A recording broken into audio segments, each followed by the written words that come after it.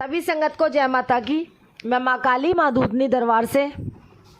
पहले बच्चों को अनुभव होते थे सेवा भक्ति करने के टाइम पे, अपने जप तप करने के टाइम पे, लेकिन अब हमको अनुभव होने बंद हो चुके हैं।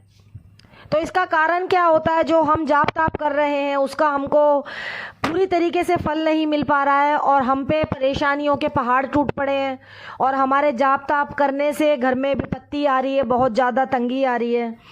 तो इसका मतलब क्या होता है? इसका ऐसी हमसे कौन सी गलती हो रही है जो हमारा सेवा करने का या तो ढंग बदल रहा है? नहीं, लेकिन ढंग वही है, जब तब भी आप वही कर रहे हो, लेकिन इसमें एक आप छोटी सी भूल करते हो। तो इसी विषय में आज आपको मैं छोटी सी ये वीडियो के माध्यम से कुछ चर्चा करने वाली हूँ। तो ये वीडियो को अंत तक सुनना, वीडियो में बने रहना, क्योंकि काफ़ी बच्चे ये भूल करते हैं, बच्चों को पता नहीं रहता है।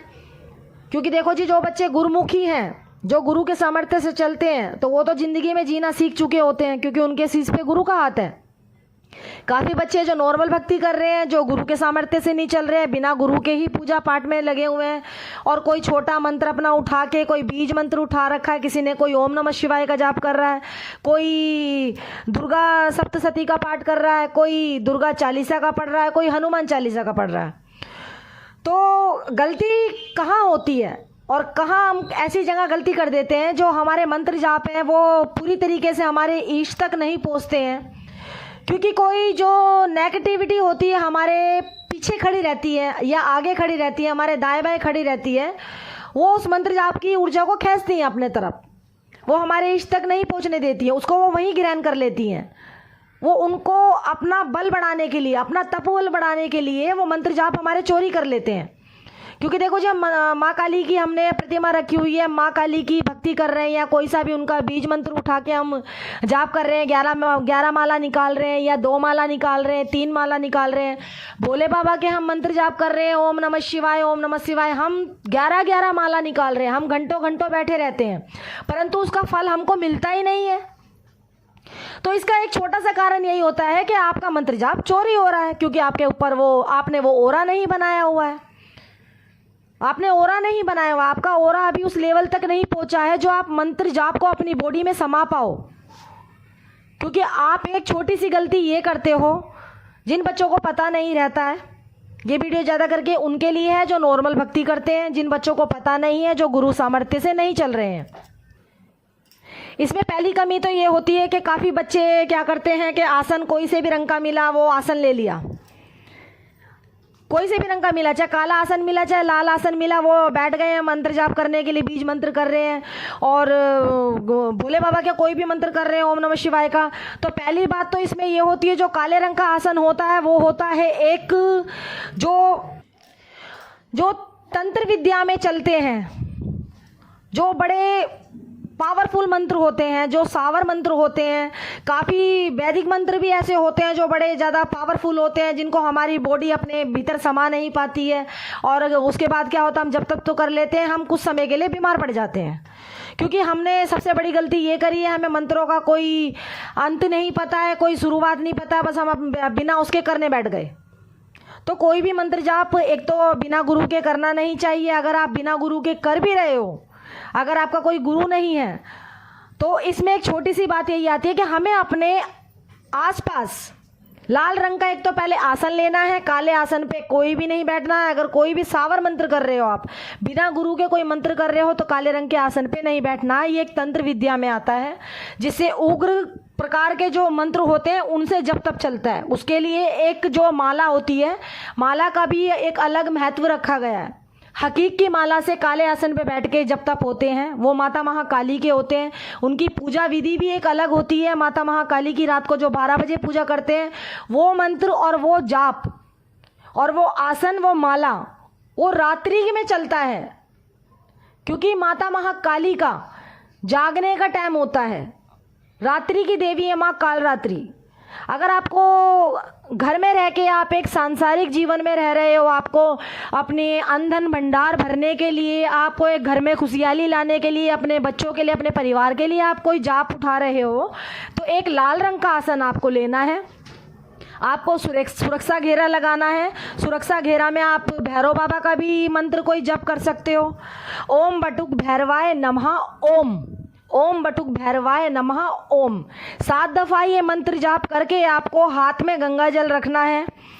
आपको दाहिने हाथ में गंगा जल रख के 7 दफ़ा ये मंत्र पढ़ के आपने चारों कोनों पे सुरक्षा घेरा लगा लेना है।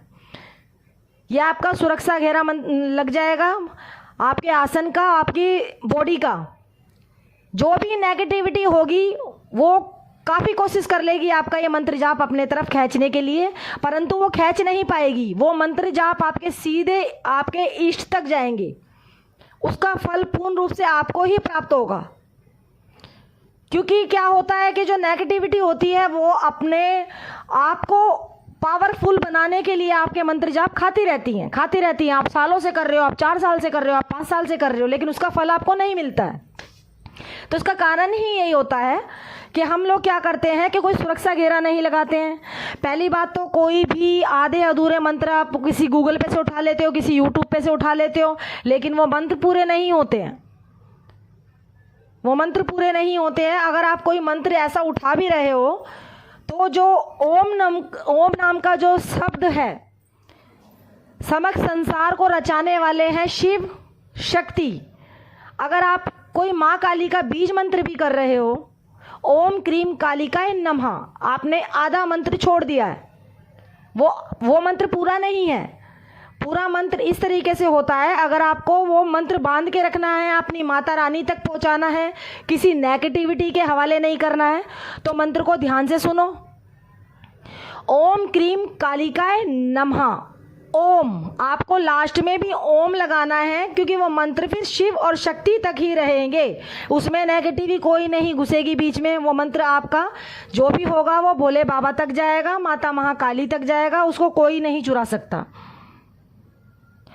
और जी दूसरी बात यह है कि जैसे अगर बच्चे सुरक्षा घेरा लगा के बैठते हैं, मंत्र में एक ओम नमः शिवाय का जैसे बहुत से जाप करते हैं ओम नमः शिवाय, तो आपने बीच में छोड़ दिया है। जो पुरुष होते हैं वो ओम नमः शिवाय का जाप कर सकते हैं, ओम नमः शिवाय, परंतु जो लेडीज होती हैं उनको ओम नमः शिवाय का जाप नहीं करना चाहिए। वो सिर्फ खाली नमः शिवाय बोल सकती है, नमः शिवाय नमः ओम, नमः शिवाय नमः ओम। इस प्रकार से महिलाओं के लिए मंत्र जाप जो होता है इस प्रकार से पढ़ना चाहिए, और जो पुरुषों के लिए होता है वो ओम नमः शिवाय करके बोल सकते हैं। क्योंकि जो लेडीज़ों की ये नाभि होती है इस पे काफ़ी प्रकार से खिंचाव चलता है इस मंत्र जाप से, तो जो कुंवारी कन्या होती है उनको आगे चल के पेट की समस्या आती है। तो अगर आप जो ये मंत्र मैंने जिस तरीके से बताए हैं, देखो जी, हम कोई भी मंत्र जाप हुआ या कोई भी पूजा विधि विधान से कोई भी जुड़ी चीज़ होगी, हम कोई गलत जानकारी नहीं देंगे। ना ही हम देखो इतना बड़ा कहते कि भाई हम यूट्यूब पे फेमस हो जाएं या हमारे लाइव सब्सक्राइब ज़्यादा बढ़े। देखो जी, जिसकी मर्जी है वो लाइक करे, जिसकी मर्जी है वो सब्सक्राइब करे। बस हम तो एक छोटा सा एक ये सेवा भक्ति के माध्यम से हमने ये एक चैनल अपना बनाया है। ना ही हमें इस चीज़ का कोई शौक़ था कि हम कभी यूट्यूब पे आए। बहुत से लोगों को ये भी लग रहा है कि भाई ये यूट्यूब पे आ गई हैं, अपने ही चिढ़ने वाले बतेरे होते हैं, किसको क्या बोलें क्या नहीं बोले, जो जानकारी में होते हैं। तो देखो यूट्यूब पे आने का, हमको ये जानकारी देने का कोई हमारा ये नहीं है कि हम फेमस हो जाएं या हमारे लिए कोई हमारे दरबार में काफ़ी लाइन लगे। नहीं, जिसको माता रानी उठा के लाएगी उसका इस दरबार से इलाज होगा। और हमारे दरबार से किसी से 1 रुपये की भी कोई मांग नहीं होती है। हम किसी से 1 रुपया भी नहीं मांगते। बस माता रानी सबकी अंधन के झोली भरे, अंधन के भंडार भरे रहे, सबकी खुशियाँ झोली से भरे। मेरी माता महाकाली सबका भला करे। हमने छोटी सी जानकारी आपको चैनल के माध्यम से दी है। पूरी तरीके से आप ये जानकारी जान के अपनी पूजा भक्ति में लगे रहो। और माता रानी से बढ़ के मैं आज के टाइम में किसी को नहीं मानती हूँ। माता रानी जो करेगी, जो भोले बाबा करेंगे वही होगा। इनके चरण पकड़ के रहो, अपनी भक्ति में लगे रहो, सच्चे मन से सच्ची भक्ति करो अपने पूरी लगन से। अगर आपकी लगन सच्ची है उस महामाई के प्रतीक, तो आपको सफल होने से कोई नहीं रोक सकता।